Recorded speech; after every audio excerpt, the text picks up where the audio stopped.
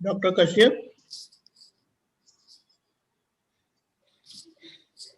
हाँ जी, जय सच्चिदानंद। जय सच्चिदानंद। त्रिमंत्र फॉलो करिएगा।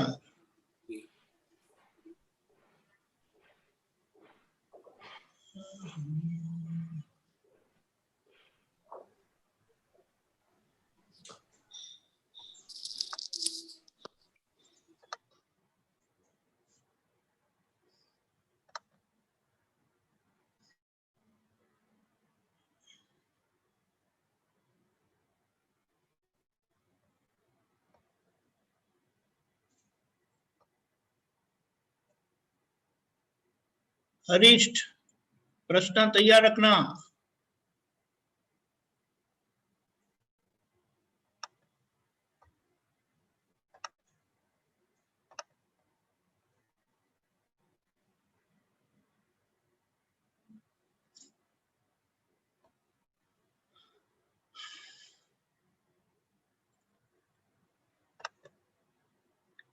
डॉक्टर कश्यप जी।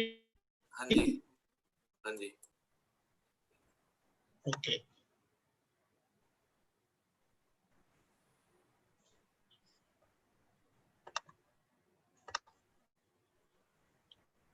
नमो वित्राय। नमो वितरागाय। नमो अरिहंताणम। नमो अरिहंतानम। नमो सिद्धाणम। नमो सिद्धानम। नमो आयरीयाणम। नमो आयरीयानम। नमो वज्रायाणम। नमो वज्रायानम। नमो लोए सव साहुणम। नमो लोए सव साहुनम। ऐसो पंचनमुकारो। ऐसो पंच नमुकारो। सौवपावप्राणसणो। सव पावपनासनो। मंगलाणं च सौवेसिं। मंगलानम च सव्येसिम। पद्मं हवै मंगलम्। पद्मं हवै मंगलम। ओम नमो भगवते वासुदेवाय। ओम नमो भगवते वासुदेवाय। ओम नमः शिवाय। ओम नमः शिवाय। जय सच्चिदानंद। जय सच्चिदानंद। जय सच्चिदानंद। डॉक्टर साहब कुछ पूछना चाहेंगे आप? हाँ जी, वो इसमें शिव जी की आरती है, वो निकाल दीजिए।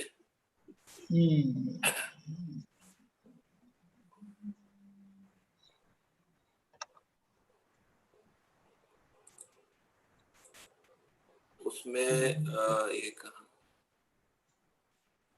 कापे अंधकार वाला है ना, वो जो है हाँ, ये जो लास्ट पैराग्राफ है वो थोड़ा समझा दीजिए। सचर स्वयंभू अहिति विचरे अचर प्रकाशे खूने खांचरे कापे अंधकार आरती ताने शिव सत सुखिया आत्म रमाड़। ये दो लाइन थोड़ा समझा दीजिए। ऐसा है कि आत्म स्वरूप जो है, जो मूल शिव स्वरूप है, वह अचर है, यानी वो मूविंग नहीं है, इमूवेबल। और शरीर जो है वो सचर है, यानी उसका मतलब क्या होता है कि शरीर चंचल है, आत्मा अचंचल है। आत्मा चेतन स्वभाव वाला है। और ऐसे साक्षात हाजिर शिव जी जब होते हैं शरीर के साथ, कल्याण स्वरूप शिव जी होते हैं, तब अब हम पढ़ेंगे इसको। सचर स्वयंभू अहिति विचरे, यानी जब ऐसे पुरुष अहीं यानी इस भूमि पर वे विचरण करेंगे, स्वयंभू यानी जिनको कोई गुरु नहीं है और स्वयं प्रकाशित हुए हैं ज्ञानी, देह के साथ, शरीर के साथ हाजिर है, और जब वे भूमि पर ऐसे है तो उनका अटल प्रकाश यानी जो मूल आत्मा का प्रकाश है वो सभी कोने को प्रकाशित करता है, यानी प्रकृति को प्रकाशित करता है, प्रकृति की क्रियाओं को प्रकाशित करता है, प्रकृति की अवस्थाओं को प्रकाशित करता है। ठीक है, इतना समझ में आया? ये स्वयंभू क्या होता है? स्वयंभू क्या होता है?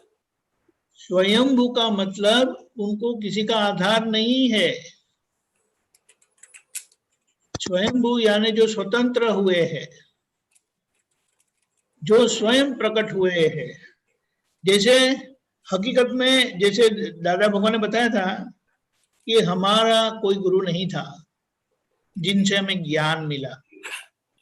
तीर्थंकर परमात्मा होते हैं जो उनको जो पूर्व ज्ञान मिला होता है, और इस जन्म में जब वे तीर्थंकर परमात्मा है तब उनके कोई गुरु नहीं होते। इसीलिए एक तीर्थंकर परमात्मा को स्वयंभू कहा जाता है और ज्ञानी पुरुष को स्वयंभू कहा जाता है। तो ऐसे शिव स्वरूप, कल्याण स्वरूप, जब सचर यानी देह के साथ, शरीर के साथ सजीवन मूर्ति उन्हें कहते हैं, जब अहीं यानी इस भूमि पर विचरते हैं, जो अचल प्रकाश है, जो मूल भगवान का प्रकाश है, यानी जब वे सारी प्रकृति गुप्त रहस्य खुला करते हैं, उनका समाधान देते हैं, हकीकत क्या है वो बता देते हैं, तब कापे अंधकार आरती टाने, यानी ऐसे जब यहाँ विचरते होते हैं और हम आरती टाने यानी जब हम उनकी आज्ञा का पालन करते हैं तो उनकी आज्ञा के आधार पर हमारा अंधकार, हमारा अज्ञान भी नष्ट होता है। और वो शिव शब्द यानी जो शिव जी का स्वरूप हमें पता चलता है, जो मेरा ही स्वरूप है, जो हमारा ही स्वरूप है, तो वो आत्म स्वरूप से खेलते हैं, जीते हैं। प्रकृति के नचाए के प्रकृति के नचाए वे नाचते नहीं है, प्रकृति के रहते वैसे वो खुद नहीं रहते, वो प्रकृति से अलग ही रहते हैं। तो ऐसे शिव सुख पाए वो, और जिनको ऐसे मिले हैं तो वे आत्मरमणता में है। आत्मरमणता यानी वो प्रकृति के उपस्थिति में आत्म स्वरूप से रहते हैं। तो आगे की 2 लाइन आरती टाने थोड़ा नहीं समझ में है, बाकी आरती का मतलब, आरती का मतलब क्या है? आ यानी यह जो प्रकट पुरुष है, ज्ञानी पुरुष है, रति यानी हम उनके साथ एकाकार है। आप समझे? हाँ, तो और रति यानी रमणता, रति यानी रमणता है, आ यानी जो प्रकट है, अच्छा, हमारे सामने है, प्रत्यक्ष है, और हम उनकी आरती करते हैं। आरती करना यानी दिया को इस तरह से घुमाना, वो तो एक औपचारिक विधि है, लेकिन उसका गुह्य सटल मीनिंग उसका यह होता है कि ये जो प्रकट पुरुष है, हम हमारा अंतर उनकी आज्ञा से ही चलते हैं, हम यानी हम उनके कहे अनुसार चलते हैं। तो उनके कहे अनुसार चलने से हमारा अंधकार मिट जाएगा। टाने मतलब क्या? तभी अच्छा, उस वक्त जब आप उनसे एकाकार होंगे तब ये अंधकार नष्ट हो जाएगा। अच्छा, ठीक है। अच्छा है डॉक्टर साहब, आज इतनी सूक्ष्मता में जाते हैं, अच्छा है हमेशा। Very good. तो बोले ऐसा ये तो फिर शिव सुखिया आत्मा रमाने, जो ऐसे जो शिव सुख पाए हैं जो शिव सत यानी जो शिव जी का सत है, जिन्होंने ऐसा शिव सत पाया है, ऐसे सुख सुख पाए हुए वो आत्मरमणता में रहते हैं। फिर वो क्या होता है, तो उनको ये महसूस होता है निर्भेदता, निष्पक्षता, तो वो पुकार उठते हैं जय हो निर्भेद, ओम नमस्कार, जो हमारे अहंकार को हर लेते हैं। ओम यानी जो ओम स्वरूप हुए हैं, जिन्होंने ये प्रकृति का गूढ़ रहस्य जो है, उसे क्या बोलते हैं, उत्पन्न होना, विनाश होना और स्थिर रहना, ये तीन प्रकृति के गुण जो है, उत्पन्न, विनाश और स्थिर रहना, जो समझ लिया है, ऐसे कल्याणकारी पुरुष को नमः शिवाय में नमस्कार करता हूँ। निर्भेद मतलब अभेद ना, अभेद के अर्थ में ना। हाँ, निर्भेद यानी भेद बगैर के। निर्भेद का मतलब है भेद बगैर के, निष्पक्ष, इम्पार्शियल। तो ऐसे कल्याणेश्वर करुणा बरसाएंगे। जब ऐसे मिलेंगे तो ये कल्याणेश्वर यानी जो कल्याण स्वरूप ईश्वर जैसे स्वरूप हुए, करुणा बरसाएंगे सभी पर।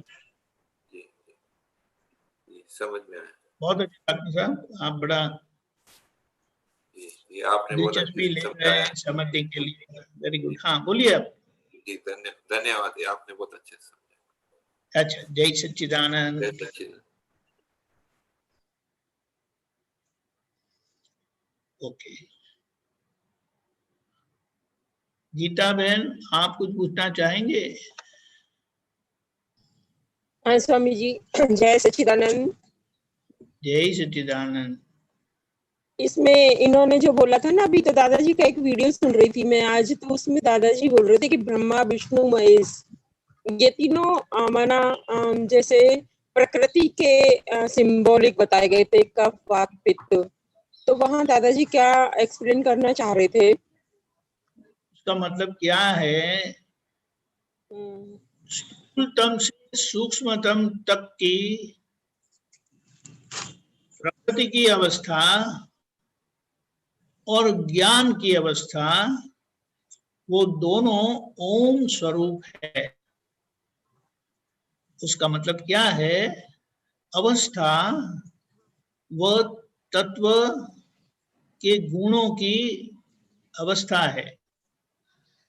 तत्व के गुणों की अवस्था जिसे हम ये जगत को देखते हैं, ये तो समझ में आता है ना। जैसे कि उत्पन्न होता है, अवस्था उत्पन्न होती है, यानी जब परमाणु इकट्ठे होते हैं तो हमें लगता है कि जन्म हुआ। अब जिस अवस्था का जन्म हुआ, फिर अवस्था का विनाश होता है और तत्व वैसा का वैसा ही रहता है। तो ऐसा बताया है, जो ये समझने के लिए लोगों को एक बोध मिले, एक समझ मिले, इसीलिए कहा कि उत्पन्न करने वाले ब्रह्मा जी है, उसको पालनहार वो विष्णु है, और उसका संहार करने वाले महेश है, शिव जी है। तो इसको अगर हमें संक्षिप्त में बोलना है, समझना है, तो उसे ओम कहा है। उसको 3 शब्द का बना है। अ बोलेंगे ना तो मुंह बंद करके आप अ नहीं बोल सकेंगे। ऊ बोलने के लिए वो बीच वाला है, नहीं वो बड़ा है ना बंद है। म यानी बंद, आप समझे, बंद है। तो बोले उत्पन्न होता है, स्थिर रहता है, विसर्जन होता है। हकीकत में उत्पन्न होता है, जैसे वितराग भगवंतों ने, तीर्थंकर परमात्मा, ऐसा बताया जाता है कि उनको जब केवल ज्ञान होता है और उनकी जो पहली देशना होती है, निकल यानी प्रस्तुत होती है, तो बोलते वे 3 शब्द बोलते हैं, उपनेवा, विघ्नेवा, ध्रुवेवा। उत्पन्न होता है, विनाश होता है और स्थिर रहता है। उसका मतलब क्या है? तत्व की अवस्था प्रकट होती है, जन्म पाती है, उसका अवस्था का विनाश होता है और तत्व वही का वही अविनाशी तत्व वही का वही रहता है। तो अभी आप जहां नजर करेंगे वहां पर यही प्रक्रिया होती है। जैसे अगर हम बाहर देखेंगे तो ये सारे विश्व में यही 3 अवस्थाएं हमें दिखाई देती है। अभी ये बाहर की 3 अवस्थाएं जो मेरे ज्ञान में प्रकाशित होती है, जो मेरे ज्ञान में प्रकाशित होती है, उसके अनुसार यहां भी वो अवस्था प्रकट होती है, यानी अवस्था का जन्म होता दिखाई देता है, उसका विनाश होने पर यहां भी विनाश हो जाता है। और यहाँ ये जो तत्व है, ये जानने वाला तत्व है, वो वैसा का वैसा रहता है। जैसे बाहर का तत्व जो है का वैसा रहता है, यानी वो दोनों अपने गुणों में है। वो बाहर उत्पन्न, विनाश और ध्रुव रहता है, उसी तरह से यहाँ देखने की अवस्था, जानने की अवस्था उत्पन्न होती है, विनाश होती है और तत्व वैसा का वैसा ही रहता है। यहाँ ये आत्म तत्व है, चेतन तत्व है। तत्व इसीलिए बताया, हकीकत में वो चेतन तत्व है। आत्म तत्व बताने का आशय यह है वो हम है, बताने का उसका मतलब यह है कि वो हम है, वो मैं हूं, वो बताने के लिए आत्मा बताया। हकीकत में वो चेतन है। तो इसीलिए ये ओम का रहस्य जिन्हें पता चल गया, उनका संसार मिट गया। वह अपने स्वरूप में रहकर परमानंद में रहेंगे, कोई भी किसी भी अवस्था में। यह इसका सूक्ष्म मतलब है। इसीलिए ओम की आराधना बताई। अभी यही ओम की आराधना जो वितराग भगवंतों और वितराग के मार्ग में बताई, वो ओम इस तरह से बताया है, पंच परमेष्टि पद को ओम स्वरूप बताया। यानी अरिहंत भगवान का अ,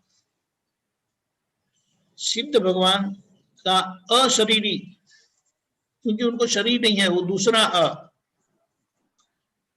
आचार्य का आ, उपाध्याय का उ और साधु यानी मुनि का म।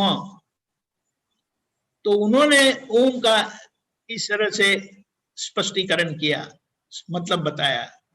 तो वे भी ओम स्वरूप है। तो ये हकीकत में जहां भी देखेंगे, और एक और बात ये समझने की बात है, हमें कोई ऐसी तुलना करते नहीं है, लेकिन सलाम वालेकुम बोलते हैं ना,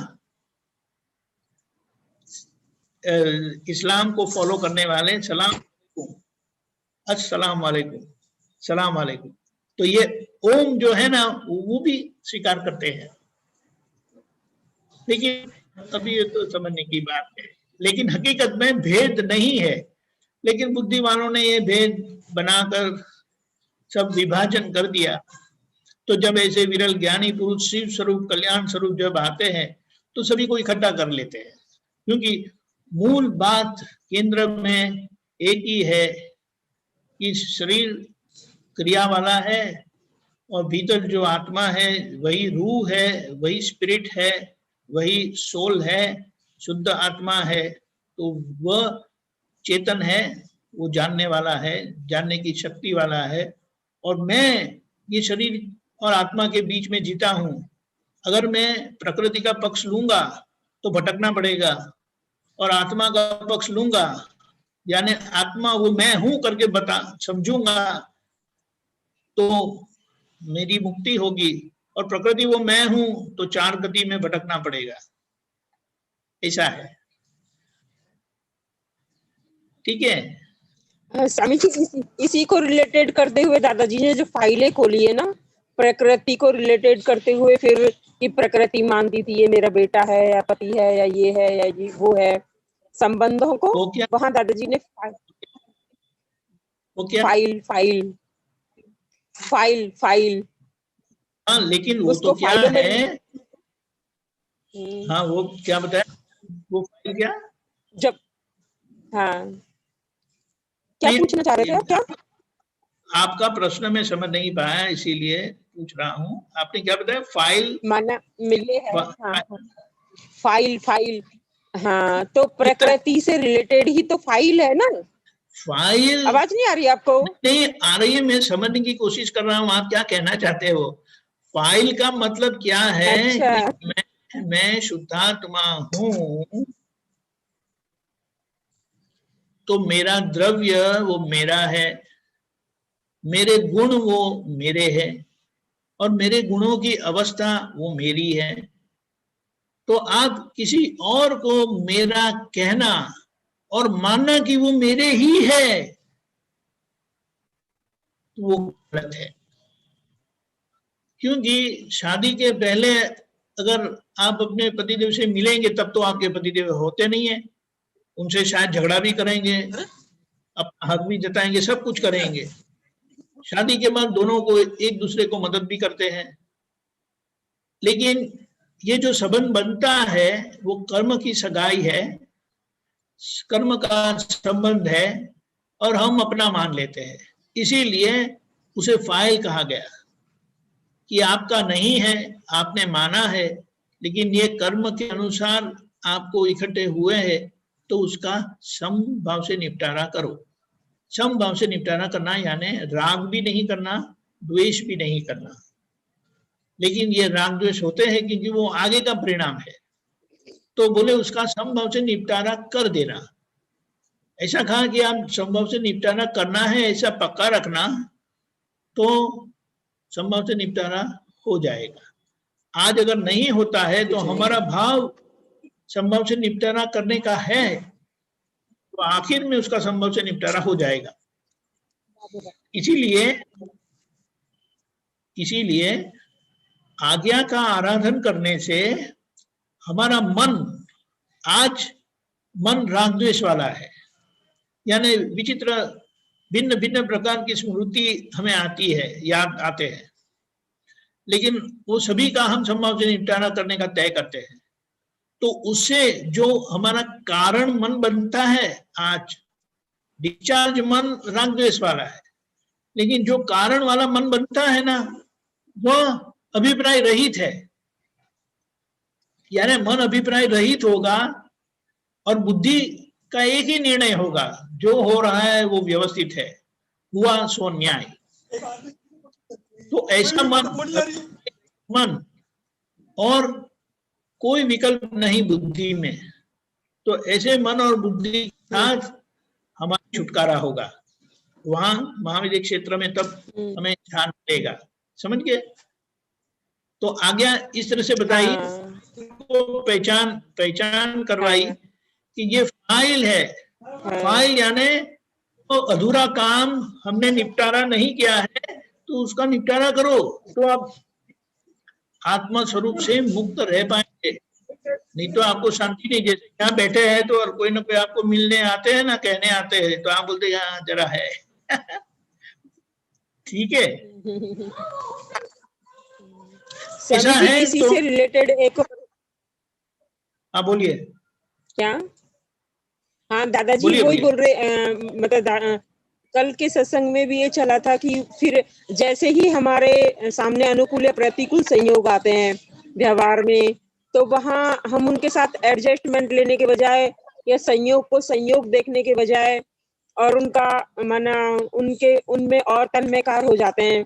तो दादाजी ने बोला ना कि विपरीत संयोग आते हैं तो वो तुम्हारे लिए विटामिन का काम करते हैं, लेकिन हम तो सोचे कि ये क्यों आ गए। ये क्या बनता है, जब हमारी समझ अधूरी है और है, हाँ, तो ऐसा हाँ, तो ऐसा होगा। लेकिन जब वो नहीं ठीक हो जाएगा फिर ऐसा नहीं रहेगा। आप समझे?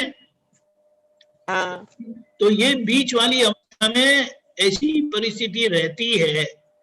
हकीकत में तन्मयाकार परिणाम को समझना है कि अज्ञानता में तन्मयाकार परिणाम होता है। तन्मयाकार परिणाम वो एकाकार परिणाम है,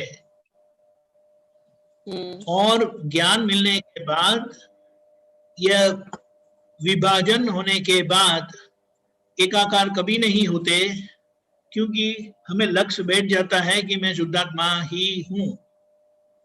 और जो ऐसा महसूस करते हैं वो एक प्रकार का आभास है, हकीकत नहीं है। जैसे हम जागृत हो जाते हैं तो फिर से यानी वो अजागृति का परिणाम है। हम जब जागृत नहीं रहते तो ऐसा महसूस करते हैं कि हम एक हो गए, लेकिन वह तन्मयाकार परिणाम नहीं है। तन्मयाकार का मतलब एक होना। अगर एक हो गए तो फिर से अलग कैसे हो गए?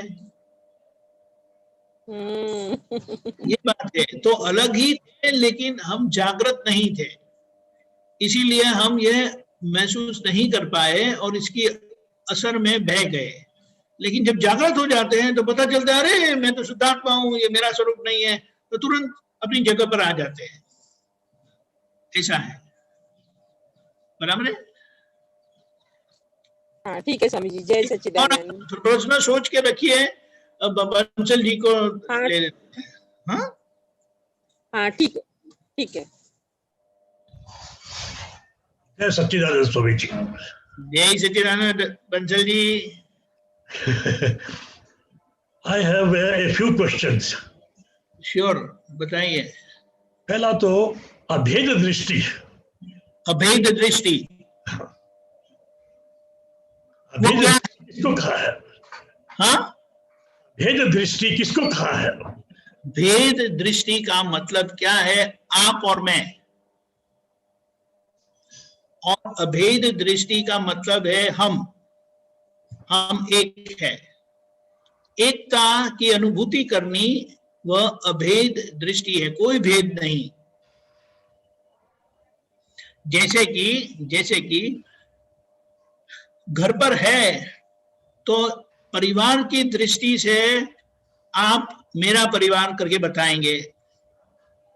जब आपके लक्ष्य में परिवार की पहचान है तो परिवार की पहचान से आप कहेंगे कि ये हमारे परिवार वाले हैं, वो हमारे परिवार वाले नहीं है।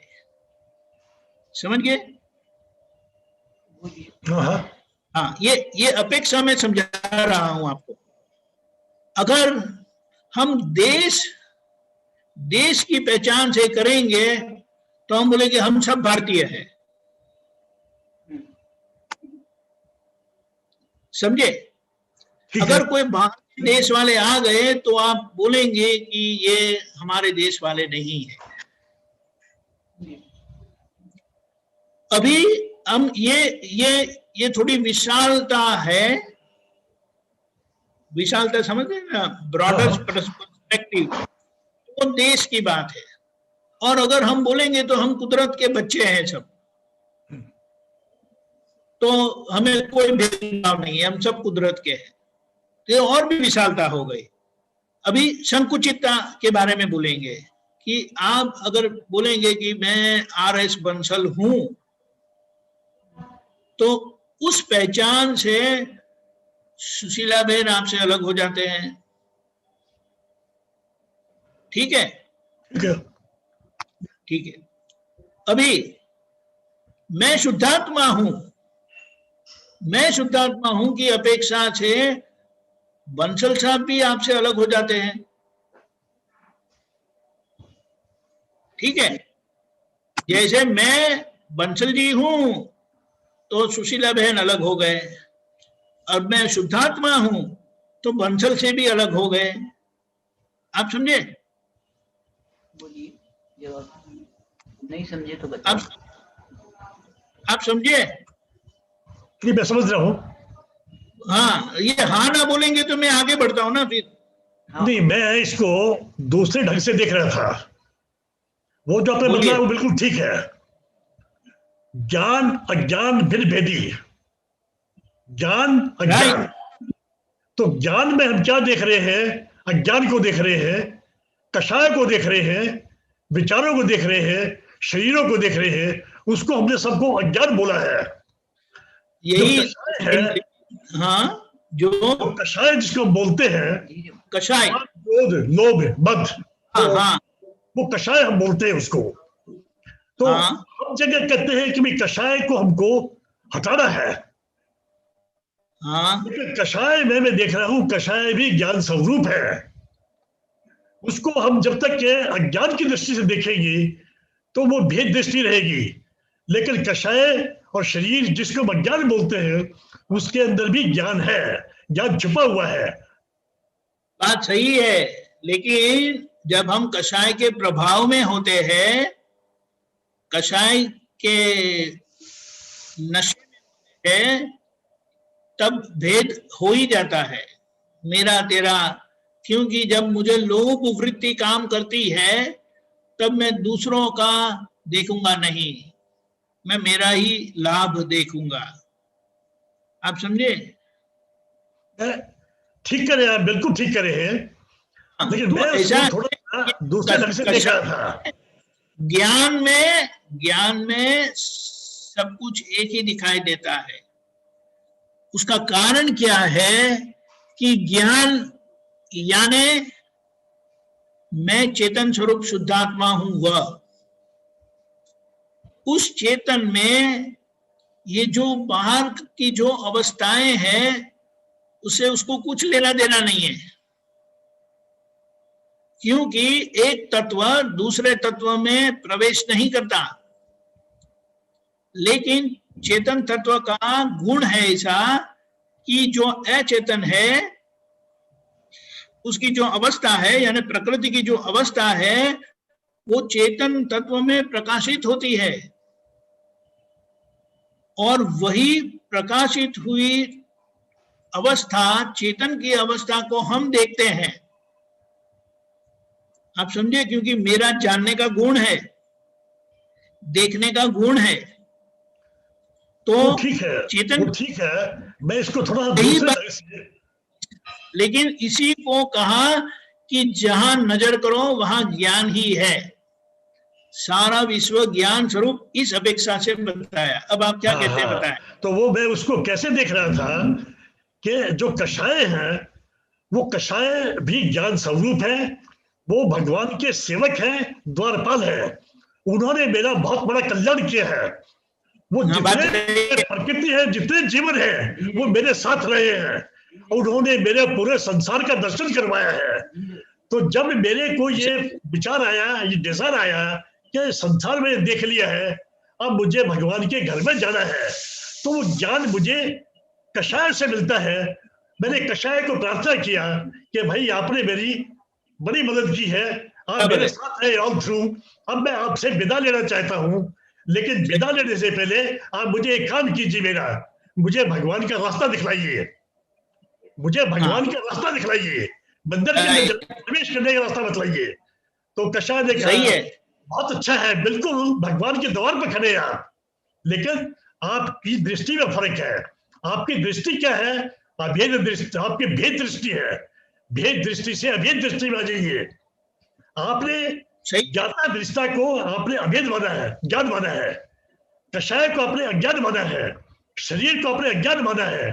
तीनों को ज्ञान दृष्टि में देखिए तो आपको मालूम पड़ेगा कि ये भी तीनों ज्ञान स्वरूप है, और भगवान भी ज्ञान स्वरूप है।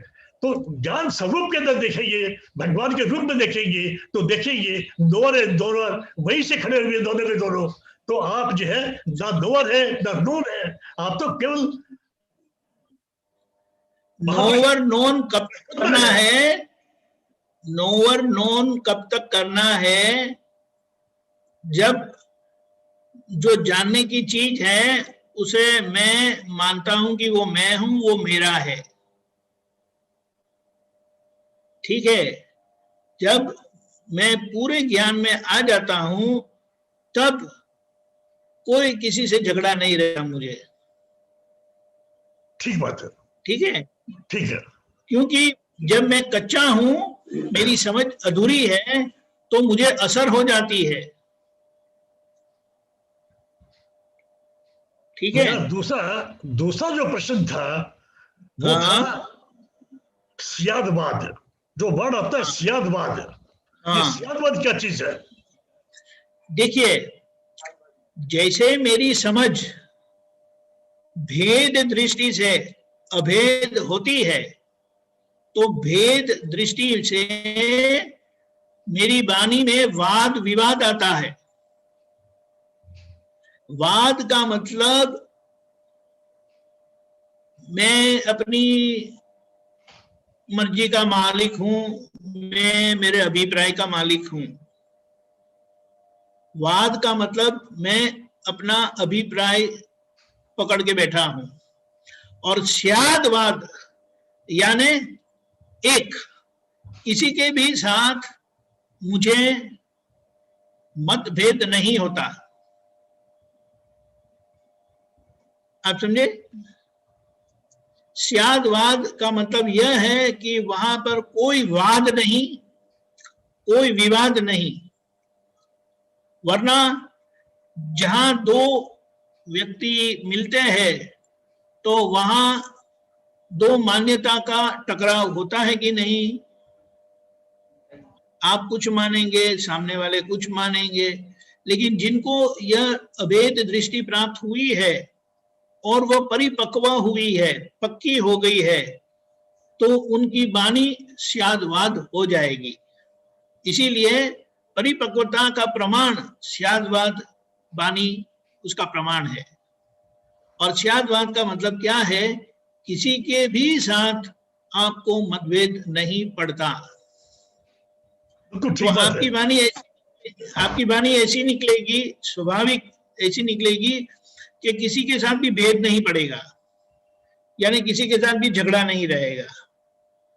बिल्कुल ठीक बात है। अब मैं इसको स्यादवाद को एप्लीकेशन पॉइंट से देख रहा हूँ कि इसको अप्लाई करना। अप्लाई किस लेवल पर देख रहा हूँ मैं कि हमारे यहाँ 4 या 5 मेन स्कूल ऑफ थॉट है। अद्वैता है, संख्या सिद्धांत है, जैनिज्म है, बुद्धिज्म है, और दादा ने दिया है, सब ज्ञान दिया है। फिर उसके अलावा साइंस है। तो 6 को अगर हम देखा जाए इनको, तो उनका व्यू पॉइंट डिफरेंट भी है और सेम भी है। और सेम पॉइंट से देखा जाए तो all 6 of them are telling the same thing in different word. Yes, सही बात है। They are talking about the same entity with a different viewpoint. From a different view. कि अद्वैता में और जैनिज्म, बुद्धिज्म में एक पॉइंट आया है, there is nothing like birth nor like death. Birth और डेथ बोल के कोई चीज ही नहीं है। It's all a transformation. How it is. तो सही बात है। I was looking from that point of view. Right. बात सही है। लेकिन जिनको स्यादवाद हाथ में आ गया, वो किसी के साथ भी उनको मतभेद नहीं आएगा, क्योंकि वो सामने वाले के व्यू पॉइंट को समझते हैं, पहचानते हैं, उनके व्यू पॉइंट को एडजस्ट होते हैं, यानी स्वीकार करते हैं और खुद केंद्र में रहते हैं। This is the beauty of Akram Vignan and दादा भगवान। और सभी वितरागों का विज्ञान का यही बहुत महत्व की बात है कि ये सारा विश्व मान्यता पर चलता है। मान्यता चलता है। कहीं न कहीं किसी न किसी के साथ जहां मिलेंगे तो वहां मान्यता का टकराव होगा। तो वह जहां जो भी मान्यता वाले मिलते हैं, आप उनकी मान्यता को तुरंत पहचान लेते हैं, क्योंकि आप केंद्र में हैं।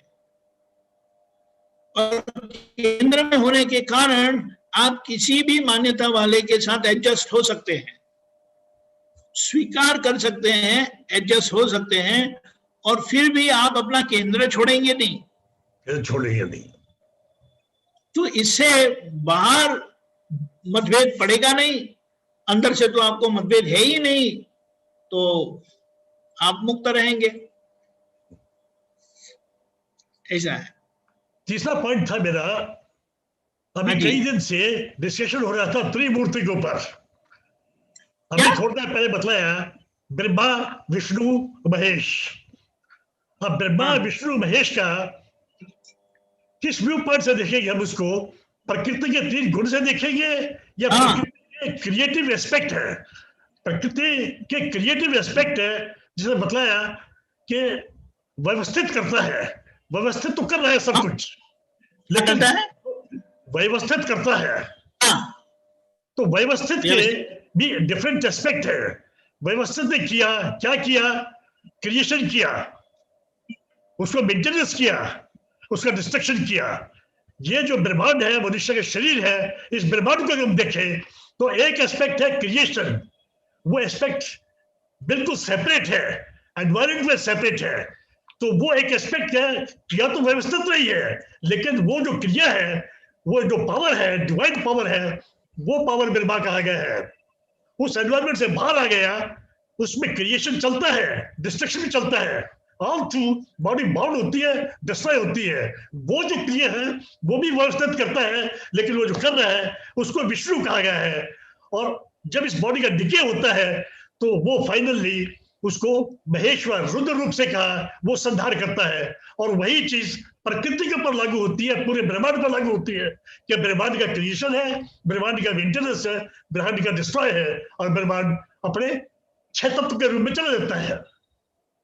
राइट, बात सही है। लेकिन ये व्यवस्थित जो है ना, वो परिणाम देने वाली शक्ति है। क्रिएशन में व्यवस्थित नहीं होता, क्रिएशन में अवस्थित होता है, अज्ञानता से अवस्थित होता है। और जब वो कुदरत में जाता है और कुदरत जब परिणाम देती है, तब उसे व्यवस्थित कहा गया। यानी परिणाम देती हुई वो शक्ति है। उसको मतलब क्या है कि अवस्थित हुआ है ना, इसीलिए वो व्यवस्थित, यानी वो अवस्थित समष्टि में गया, इसीलिए अब वो परिणाम जब देती है कुदरत, तब उसे व्यवस्थित। उसका मतलब क्या है कि जो हो रहा है वो सही है, कर्म का परिणाम है, कोई बदल नहीं सकता, ऐसा है।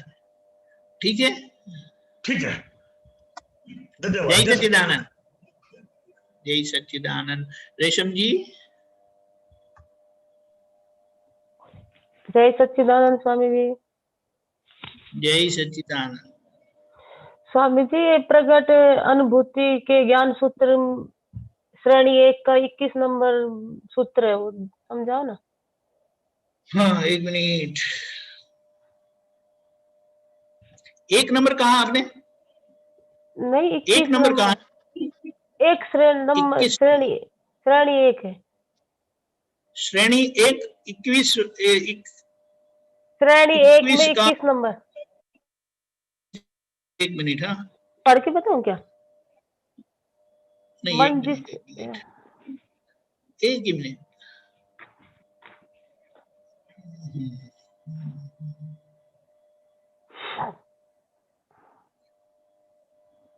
श्रेणी 1 बताया ना आपने? हाँ, 21 नंबर क्वेश्चन। नंबर 1। हाँ, 1 मिनट। नंबर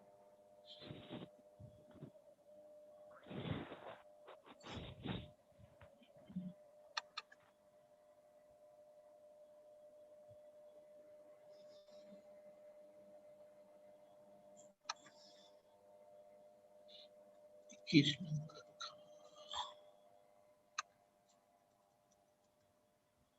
हाँ, अब बोलिए। मन जिसके वश में है, ऐसी व्यक्ति पूरी समष्टि। समझ में नहीं आए तो समझ में नहीं आएगी। ये क्या? 1 मिनट। आपने वो कौन सी श्रेणी बताई? श्रेणी नंबर 1 है। नंबर 1। वीडियो ऑन करोगे? अच्छा, नहीं, क्योंकि मैंने जो निकाली वहां वो नंबर 21वां नंबर कुछ और बताता है, इसीलिए 21 नंबर। ये 21वां ही है, श्रेणी 1 21 नंबर। हाँ, वो क्या बताया आपने? ये मन जिसके वश में है, ऐसी व्यक्ति पूरी समष्टि। समझे नहीं तो समझ में नहीं आएगी।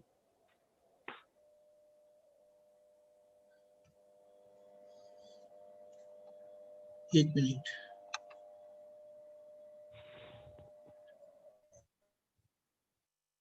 क्या बताया आपने? दोबारा बोलो। हाँ। मन जिसके वश में है ऐसी मन व्यक्ति, एक मिनट, मन जिसके वश में है, हाँ, ऐसी व्यक्ति ऐसे व्यक्ति व्यक्ति पूरी समष्टि समझ में नहीं आए तो समझ में नहीं आएगी, समझे नहीं तो समझ में नहीं आएगी।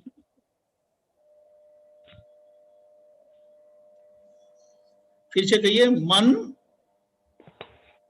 मन जिसके वश में है ऐसी हाँ। व्यक्ति पूरी समष्टि, ऐसी व्यष्टि, हाँ व्यक्ति पूरी हाँ समष्टि हाँ, समझे नहीं तो समझ में नहीं आएगी। अच्छा, उसका मतलब क्या होता है कि मन जिसको वश में हुआ है, मन जिसको वश में हुआ है, उन्होंने समष्टि को पहचान लिया है। समष्टि यानी सभी का मन को, उन्होंने सभी के मन को पहचान लिया है। मन जिसके वश में है यानी जिन्होंने अपने मन को समझा है, उन्होंने सभी के मन को समझ लिया। उसका मतलब समष्टि को यानी सारे विश्व को उन्होंने समझ लिया।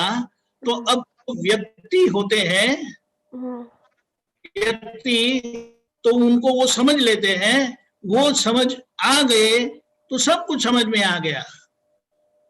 व्यक्ति किसको कहा है फिर?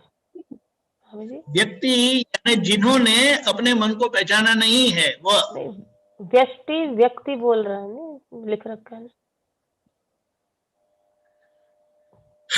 इसीलिए मैं कहता हूं व्यक्ति।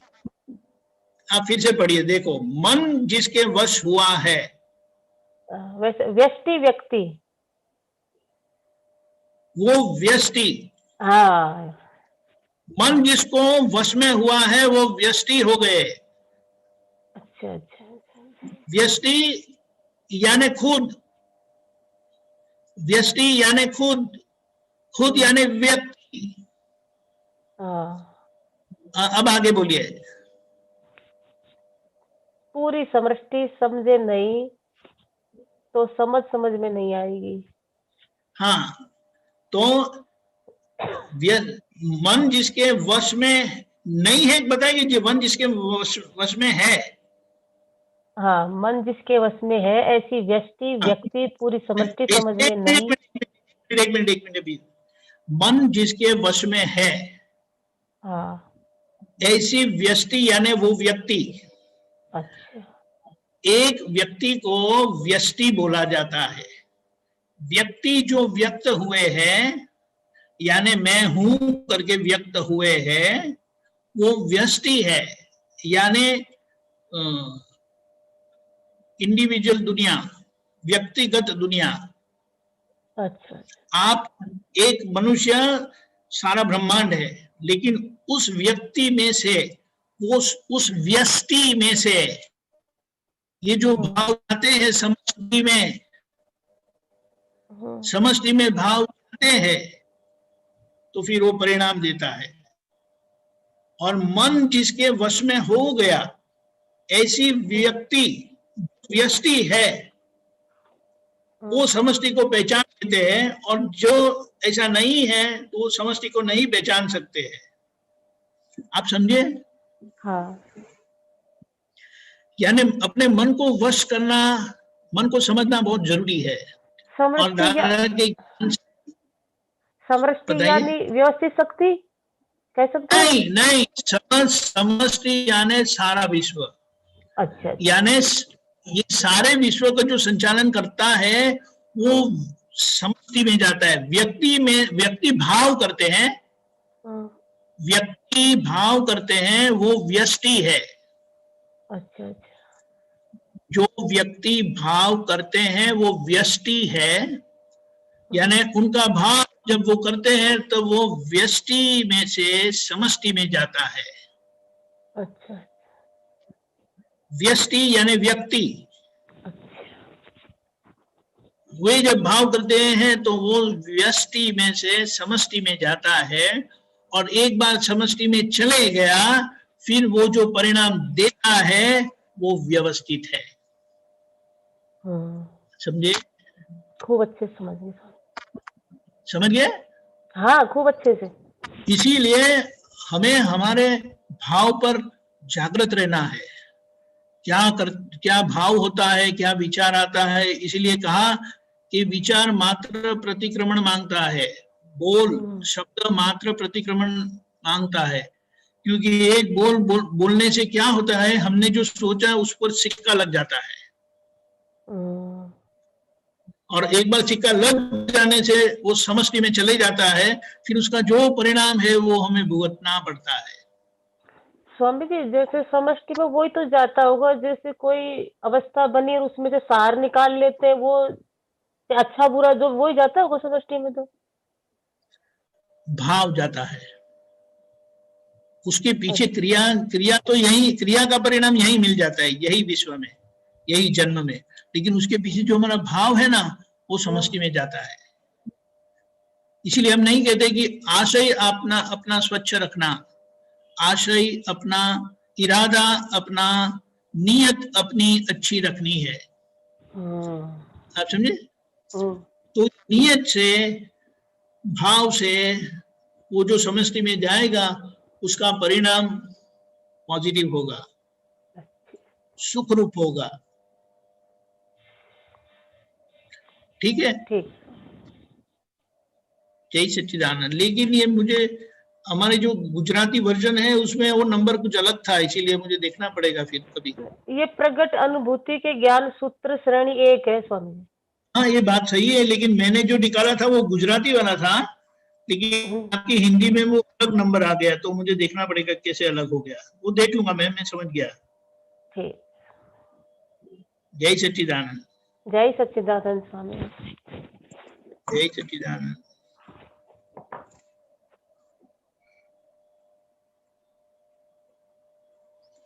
जय सच्चिदानंद। डॉक्टर भारती जी। जय सच्चिदानंद दीपक आनंद। जय सच्चिदानंद भारती बहन। You can hear me? Okay, जय सच्चिदानंद। जय सच्चिदानंद, बोलिए।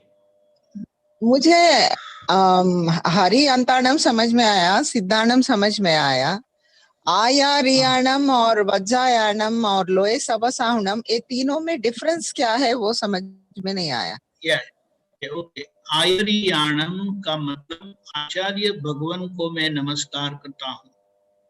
आचार्य भगवान किसे कहते हैं कि जो अरिहंत भगवान ने आचार बताए हैं, वो आचार जिनमें प्रकट हुए हैं, ऐसे आचार्य भगवान को मैं नमस्कार करता हूँ। बाहर व्यवहार में आचार्य भगवान को ज्ञानी कहा है, ये तो समझने के लिए है। और आचार्य भगवान यानी जैसे कॉलेज के प्रिंसिपल होते हैं ना, डीन होते हैं ना, तो आचार्य ऐसे होते हैं जिनके अंदर, जिनके अंडर में उपाध्याय काम करते हैं। उपाध्याय का मतलब नमो वज्जायाणम, यानी उपाध्याय भगवान को मैं नमस्कार करता हूँ। उपाध्याय किसे कहते हैं? जो खुद भी पढ़ते हैं और दूसरों को पढ़ाते हैं। अच्छा। तो ऐसे उपाध्याय, बहुत सारे उपाध्याय एक आचार्य के अंदर काम करते रहते हैं। अच्छा। और हर उपाध्याय के अंदर में बहुत सारे साधु होते हैं। नमो लोए सब साहुनाम, यानी इस श्लोक के सभी साधुओं को जो साधना में लगे हैं, ऐसे जो पढ़ते हैं, साधना करते हैं, ऐसे साधु को मैं नमस्कार करता हूँ। और ये जो नमो, ये पांचों जो है, अरियंताणम, सिद्धाणम, आयरियाणम, उपज्जायाणम, उपाध्यायाम, उपज्जायाणम, नमो लोए सब साहुनम, ये पांचों को आत्मज्ञान प्राप्त होता है। अच्छा। ये बात है। इसीलिए पंच परमेष्टि कहा, उत्तम पुरुष, पूजने लायक, ओके नहीं, still I have doubt. Acharyas जो है उन लोग अपने को सेल्फ रियलाइजेशन दे सकते। यस, बाहर आचार्य वही करते हैं, वो आचार्य दूसरों को बोले दीक्षा तो अपने को they make us realise our self. Yes, but वो बाहर का है, ट्रेडिशनल। अच्छा, ट्रेडिशनल तो बाहर ट्रेडिशनल आचार्य भगवान होते हैं, वे दूसरों को दीक्षा देते हैं। दीक्षा देते। दीक्षा, दीक्षा यही अलग है, सेल्फ, रियलाइजेशन है। that is आत्मा का प्राप्ति realization. करा सकते क्या? In English it is realization, वो हिंदी में दीक्षा बोली जाती है। अच्छा अच्छा, ओके ओके, और उपाध्याय भी दे सकते क्या रियलाइजेशन? उपाध्याय नहीं देते, उपाध्याय पढ़ते हैं और पढ़ाते हैं, वो तैयार करते हैं साधु को। जो आचार्य भगवान से साधु बने हैं उनको पढ़ाते हैं। अच्छा अच्छा, ओके, पढ़ाते हैं उन लोगों को। हाँ, मगर साधु वो भी खुद सब लोग सेल्फ रियलाइज्ड है, ये लोग सब, क्या बताया? ये सब लोग सेल्फ, दे आर आत्मा का प्राप्ति हुआ। साधु को उपाध्याय दूसरों को प्राप्त नहीं करवा सकते, दे आर नॉट ऑथोराइज्ड। मगर उनको तो हुआ आत्मा का प्राप्ति। यस यस, साधु को ऐसे हुआ, ना, उपाध्याय डॉक्टर को हो हुआ। गए, किसी को पढ़ाने का आपके काबिलियत में ना भी हो सकता है। अच्छा अच्छा, आप समझे? इसीलिए तो कहा सब कि लोग ज्ञान तो प्राप्त होता है, बहुत लोगों को होता है, लेकिन ज्ञान किसी को देना वो एक अधिकार है, एक अनुभव है, तभी आप दे पाते हैं। अच्छा अच्छा, तो अभी आचार्य सा आत्मा प्राप्ति हुआ and they can make others realise. उपाध्याय वो लोग पढ़ाते, आप आत्मा प्राप्ति हुआ मगर उन लोग पढ़ते और पढ़ाते। सेंट्स एंड सेजेस जो आचार्य सेंट्स एंड सेजेस को बनाए उन लोगों को उपाध्याय पढ़ाते, ऐसा है क्या? उनको भी आत्मा प्राप्ति हुआ? किसको? सेंट्स एंड सेजेस को भी आत्मा प्राप्ति हुआ? नहीं नहीं, don't get confused with these terms. Saints and sages, they are on the path of realization. They have not realized. People who are realized, they are truly sadhus. So ऐसा कह के हम किसी को अपमानित नहीं करते, but this is the fact. साधु कपड़े बदलने से नहीं होता है. It is through self-realization that one becomes sadhu. So in the attire of संसारी बेश में आप साधु है. That is, we are in the path of we are in the process of Atma ka prapti. Realized, but outside you don't appear like a sadhu, but from your inner state you are a sadhu. Truly, God, जो ज्ञानी पुरुष ने, भगवान ने जिनको साधु बताया है, you fall in that category. समझ गए? Okay, okay. जय सच्चिदानंद। जय सच्चिदानंद। हाँ, अशोक जी।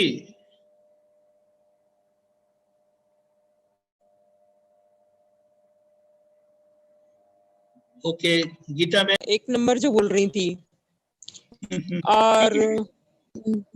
और मैं ये बोल रही थी कि जैसे आपने बोला कि भाव व्यष्टि में से समष्टि में जाते हैं, तो समष्टि में जब जाते हैं तो मतलब कंप्यूटर में तो हम चेंज कर सकते हैं, यदि गलत फीड कर दिया तो क्या वहां भी हम चेंज कर सकते हैं क्या उसको? सांसें चलती है तब तक चेंज कर सकते हैं। कैसे? सांसें चलती है तब तक चेंज कर सकते हैं। एक बार चले गए तो फिनिश, वो सब कंप्यूटर में चले गया। फिर समझे? जीवित है तब तक कर सकते हैं।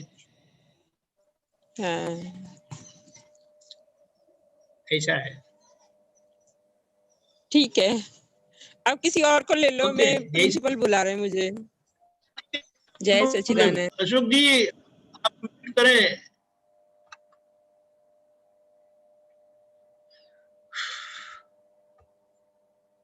अशोक जी,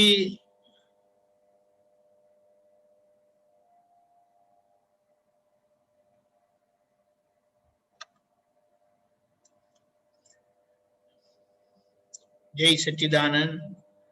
हमारा समय हो चुका है। बंसल जी, आप मेरे साथ त्रिमंत्र बुलाइएगा, अनम्यूट करिए। जय सच्चिदानंद। नमो वितरागाय, नमो वितरागाय, नमो अरिहंताणम, नमो अरिहंतानम, नमो सिद्धाणम, नमो सिद्धानम, नमो आयरीयाणम, नमो आयरियानम, नमो वज्जायाणम, नमो वर्झायानम, नमो लोये सव्व साहुणम, नमो लोये सव्वे साहुनम, ऐसो पंचन मुक्कारो, ऐसो पंचनोकारो, सव्व पावपणासनो, सव्वे पावकवासनो, मंगलाणं च सव्वेसिं, मंगलानम च सवेसिम, परमं हवै मंगलम्। परमं हवि मंगलम। ओम नमो भगवते वासुदेवाय, ओम नमो भगवते वासुदेवाय, ओम नमः शिवाय। ओम नमो शिवाय। जय सच्चिदानंद, जय सच्चिदानंद, जय सच्चिदानंद। जय सच्चिदानंद। आगे का प्रोग्राम इस तरह से है: 4:30 बजे कीर्तन भक्ति और आरती, रात को 9 बजे वर्ल्ड वाइड सत्संग और एक और अनुभव सुनने के लिए पधारिएगा। जय सच्चिदानंद। सुशीला जी, जय सच्चिदानंद, जय सच्चिदानंद, जय सच्चिदानंद, जय सच्चिदानंद, जय सच्चिदानंद।